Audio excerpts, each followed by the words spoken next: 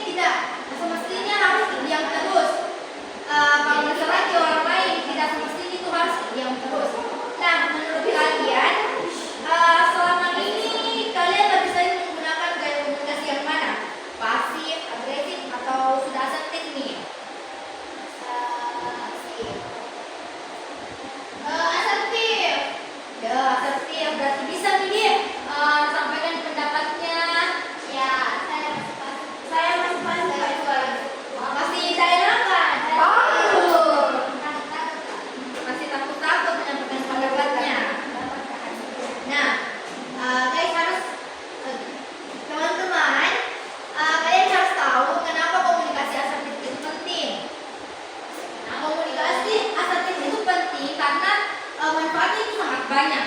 Yang pertama yaitu bisa membuat kita lebih percaya diri. Semisal saat kita terbiasa menyampaikan pendapat, lama-lama rasa percaya kita akan meningkat. Jadi yang masih pasif itu tadi, dia bisa latih dengan lebih bisa menyampaikan pendapatnya. Terus yang kedua yaitu membantu menjaga hubungan yang sehat. Nah, kalau komunikasi tadi itu kayak tadi agresif itu bisa jadi hubungan tak dengan orang lain itu tidak sehat, Ki. Karena kita tidak tahu bagaimana orang lain, mungkin menurut tak tidak tersinggung, Ki, tapi menurutnya orang lain itu tersinggung. Nah, karena itu kita bisa jujur tanpa menyakiti orang lain. Nah, yang ketiga yaitu menghindari kesalahpahaman. Kadang itu masalah muncul bukan karena adanya yang buruk, tapi karena komunikasinya yang tidak jelas. Ada yang sering mengalami miskomunikasi? Ada. Misalnya kalian tidak merasa tidak nyaman terhadap sesuatu. Daripada kalian pendam terus, lebih baik kalian sampaikan itu dengan cara yang lebih baik supaya tidak terjadi yang namanya miskomunikasi. Nah, pasti dalam menyampaikan pendapat kalian pasti merasakan yang namanya hambatan. Coba sekarang kita pikirkan, kenapa banyak sekali orang yang sulit menyampaikan pendapatnya? Ada yang mau menjawab? Ada. Ya, benar. Biasa mungkin dulunya pendapatnya itu selalu tidak terima atau diabaikan, atau bahkan mungkin dari kecil dia merasa kayak selalu berpendapat tapi dia kan kayak kecil suaranya atau tidak ada lah bahkan hak bicaranya gitu. Makanya dia kayak salah kayak kalau berpendapat kan tidak usah ada bicara. Ya betul, takut pendapatnya itu ditolak, diterima, pendapatnya itu tidak diterima. Nah, sebenarnya itu wajar, Ki. Apalagi di saat usia remaja, kayak teman-teman sekalian, karena kadang kita itu memikirkan penilaian orang lain, lebih memikirkan penilaian orang lain kepada kita. Tetapi kalau terus-menerus Ki begitu, takut berbicara begitu, bakalan Ki sulit untuk berkembang. Karena kemampuan berbicara dan menyampaikan pendapat itu sangat penting, baik di sekolah maupun di luar sekolah. Nah, selanjutnya yaitu hambatan umum komunikasi asertif. Ada beberapa hambatan dalam komunikasi asertif, yaitu yang pertama seperti tadi yang dibilang temannya, takut ditolak, terus kurang percaya diri, terus dia menghindari konflik, dia lebih memilih diam daripada bela dirinya walaupun beratnya. Selanjutnya yaitu mungkin lingkungannya yang kurang mendukung. Kayak tadi yang aku bilang teman tak, dari kecil dia selalu mendengar pendapatnya, selalu mendengar pendapatnya. Nah, penting diingat bahwa pendapat kalian itu sebenarnya sangat berharga. Tidak harus selalu benar untuk bisa disampaikan, karena mungkin dari diskusi dan perbedaan